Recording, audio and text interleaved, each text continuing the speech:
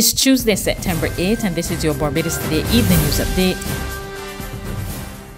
Businessman Zach Robert Nader was remanded to Dodds when he appeared in the District B Magistrates Court at the Eric Holder Municipal Complex, St. Joseph today. The 74-year-old of Southbridge, Christchurch, was not required to plead to the indictable charge of unlawful possession of ammunition. According to a police statement, Nader had 50 rounds of ammunition at his home on September 4 and did not have the license to do so. He will reappear in court on October 6. Government is taking on a more open approach to immigration as it faces a major gap in its population. Word of this from Prime Minister Mia Mottley as she appeared as a guest on the Pat Kennedy Show News Talk, which examined the topic, recruiting the Irish to Barbados, this morning.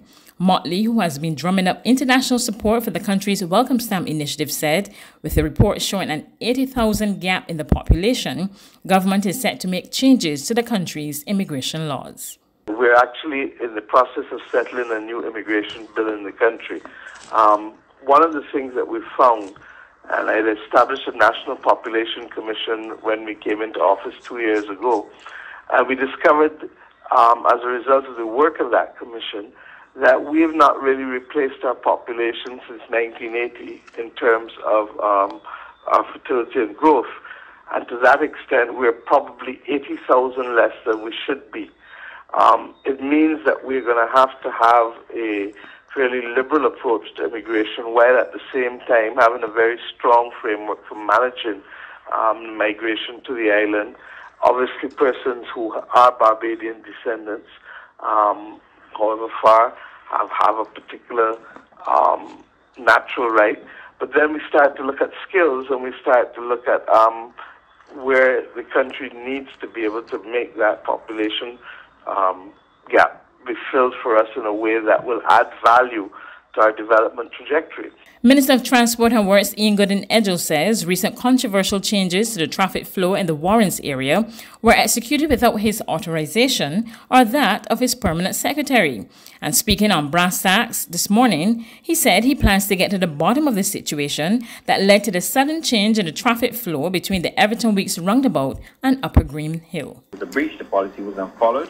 I was deeply troubled by it, and I advised the permanent secretary to go back to the original position in respect of the right turn. That is the right turn from the Everton Weeks roundabout going to Bridgetown. The PS, because as you would appreciate, a minister cannot direct the staff, but certainly the minister directs the PS or advises the PS. So that was done, which would therefore allow motorists to make the right turn onto the Dome Mall. As it was drawn to my attention that there was significant backup on that, especially the path from the Everton Weeks roundabout going back to Hottlesville. This was untenable. Obviously, this is a country that focuses on productivity, and the sooner we can have smooth traffic flow or traffic flowing as quickly as possible, that would be in the country's best interest. So I did indicate as well that there will be no change to the left turn as you exit the Eunice Gibson Polyclinic. The reason for that, we didn't want traffic to be crossing over what you call traffic again. So that remains unchanged.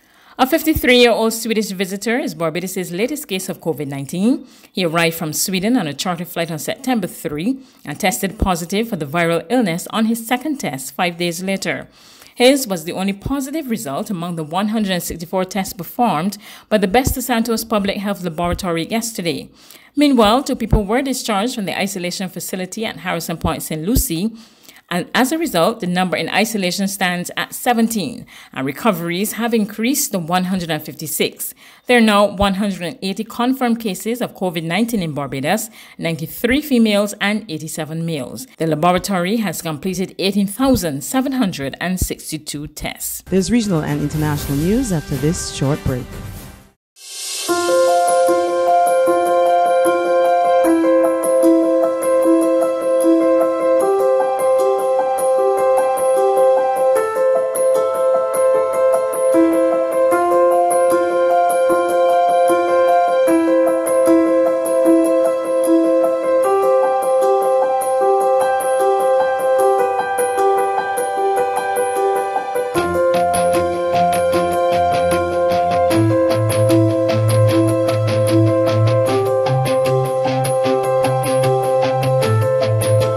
Barbados Today, news you can trust.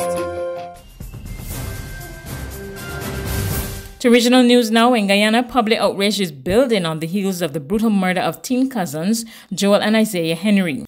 Crime Chief Wendell Blanham says there's no evidence to support reports that the crime is politically motivated. More in this report from Newsroom Guyana. Speaking to reporters during a virtual joint surface press briefing, Crime Chief Wendell Blanham, in a short and brief response to questions from the media, said that absolutely no evidence leads the police investigation in a political direction.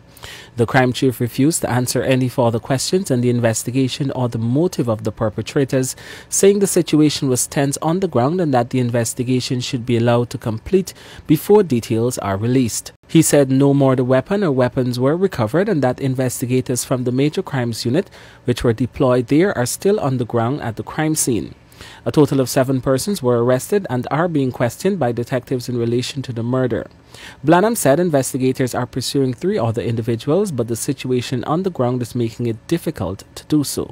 On the international front, social gatherings of more than 6 people will be illegal in England from Monday, with some exemptions amid a steep rise in coronavirus cases. We get more in this report from Sky News.